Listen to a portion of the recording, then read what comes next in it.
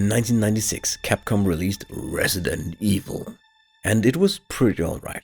So on the 21st of January 1998, they released Resident Evil 2, which is an amazing game, and I'm not the only one who thinks this, as it was an absolute smash hit.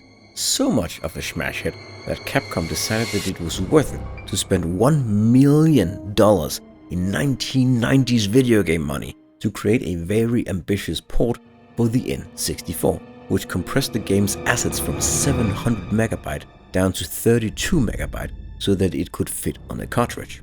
The sound and the compression on some of the visuals are noticeably a little different, but not in a way that I would call bad. Maybe a little worse than the PS1 version, but definitely not bad. Out of all of the popular PS1 games to get N64 ports, Resident Evil 2 makes the most complete transfer, and it even has a few extra things, like files scattered across the map that expands the lore of the series, and some extra costumes for the cast. I know literally everyone that clicks on this video knows what Resident Evil 2 is and how it plays and what the story is, but for good measure. It takes place shortly after the events of the first game, but starring a new set of characters.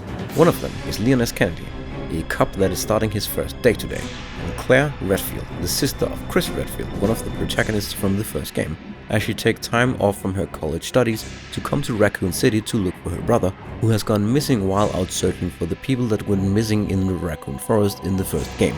Their luck could not be worse, as the zombie infection that we saw ravage the forest in the first game makes its way to the big city.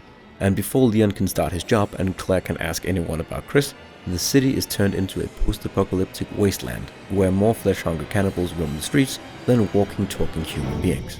With nothing better to do, they decide to try and make their way out of Raccoon City, which is easier said than done, and they navigate the famous police station from the series, as well as some cool other secondary locations.